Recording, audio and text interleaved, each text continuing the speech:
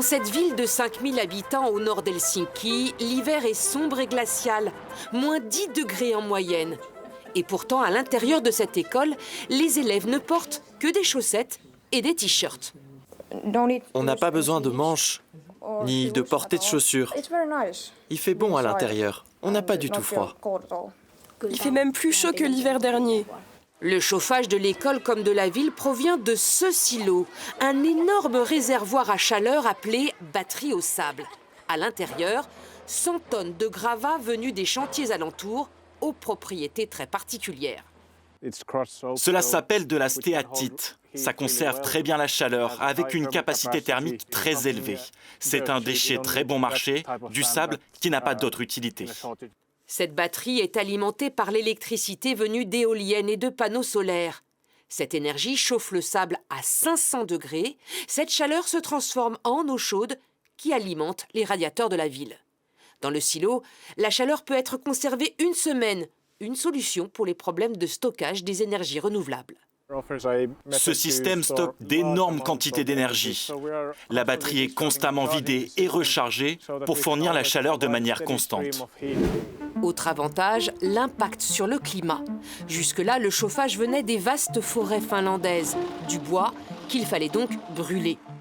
Le maire estime que sa ville va réduire de 70% les émissions de CO2 et gagner en autonomie.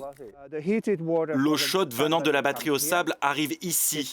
Elle circule dans les radiateurs de ce bâtiment et l'eau refroidie repart dans la batterie qui va la réchauffer à nouveau et revenir ici.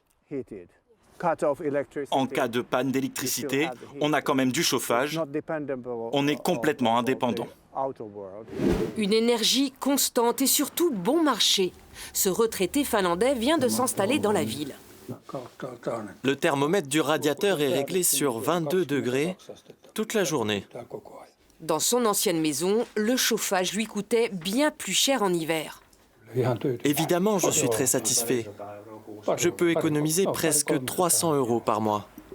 Techniquement, ces batteries au sable peuvent servir à alimenter des réseaux de chauffage de très grandes villes. En revanche, impossible d'utiliser à ce stade ce système pour chauffer des maisons individuelles. Voilà, on vient de découvrir donc l'exemple finlandais pour se chauffer au sable. Alexandra Renard nous a rejoint. Bonjour Alexandra, merci d'être là. C'est intéressant car on oublie que se chauffer participe grandement des règlements climatiques aussi, il faut le rappeler. Oui, effectivement. À l'échelle mondiale, en fait, le mode de chauffage le plus utilisé, ça repose encore largement sur les énergies fossiles. C'est-à-dire que c'est le gaz naturel qu'on utilise le plus, ça vient vraiment en tête. Puis ensuite, il y a le fuel, il y a le pétrole et le charbon. Quand nous chauffons nos bâtiments et nos maisons, on consomme 20% des émissions de CO2, donc 20% d'émissions de CO2 qui partent dans l'air, dans l'atmosphère chaque année par individu, donc c'est une large part. Mais il y a des solutions qui sont innovantes et qui sont écologiques. Certaines sont technologiques, comme on l'a vu dans ce sujet, elles reposent sur du high-tech, et puis d'autres sont tout simplement innovantes et très simples. Il y a des solutions naturelles déjà bien installées. Oui, alors par exemple, on peut prendre l'idée de ce qui se passe au Kenya ou en Islande. L'idée, c'est d'exploiter directement les ressources naturelles qui sont dans les sous-sols. Alors pour la chaleur du sous-sol, par exemple, elle est captée, elle est utilisée, puisée et redistribuée. En Islande, c'est 90% des habitations qui sont chauffées de cette façon. C'est de la géothermie.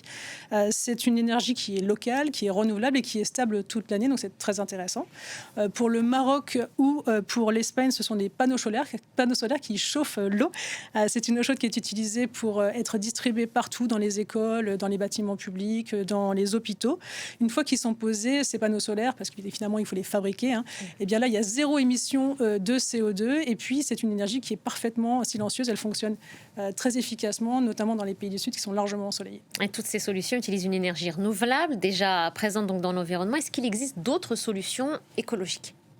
Alors oui, il en existe d'autres solutions écologiques. Alors par exemple, si on prend l'exemple de la France, mais aussi au Japon, on a des pompes à chaleur qui sont de plus en plus en vogue, qui grimpent vraiment en flèche. En France notamment, il y a des aides publiques qui soutiennent cette utilisation des pompes à chaleur. Le principe, c'est un fonctionnement assez simple. Finalement, ce sont des réfrigérateurs qui sont inversés. Ils se récupèrent finalement la chaleur de l'eau, des sols et de l'air, et puis elle est redistribuée, cette eau, pour aller dans des logements.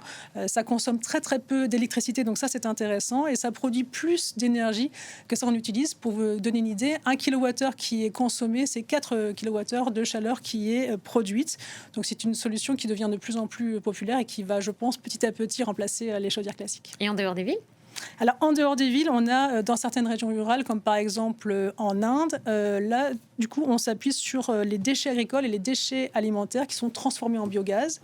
Ce gaz-là, il est redistribué partout, dans les bâtiments publics et dans les maisons. Et c'est un exemple qui est particulièrement intéressant parce qu'il est circulaire. À partir de déchets, on crée une énergie qui est locale et qui est efficace. Et puis vous aviez aussi un autre exemple à proposer, l'Allemagne ou encore l'Écosse par exemple. Oui, alors là, l'idée c'est de finalement réduire complètement la consommation globale, en fait, d'aller vers une vraie réduction, une vraie sobriété. On réduit les besoins. En Allemagne et en Écosse, ce qu'on fait, c'est qu'on construit énormément de bâtiments passifs. Comment ça fonctionne ? L'idée, c'est d'utiliser la chaleur des occupants et la chaleur du soleil. Donc, on essaye non pas de produire de plus en plus de chaleur, mais plutôt de ne pas la perdre. Donc, ça passe par une isolation qui est particulièrement performante, par des fenêtres un peu spéciales, tout un système, une orientation, par exemple, plus vers le soleil. On prend tout en considération pour bien construire, voilà, plein sud, idéalement, mais pas toujours d'ailleurs. Et donc, ces bâtiments, ils conservent la chaleur. Et donc là, en hiver, on utilise peu de chauffage et le reste de l'année, encore moins. Donc, globalement, oui, il existe beaucoup de solutions qui fonctionnent très bien actuellement, qui sont écologiques et qui respectent l'environnement. Merci beaucoup Alexandra.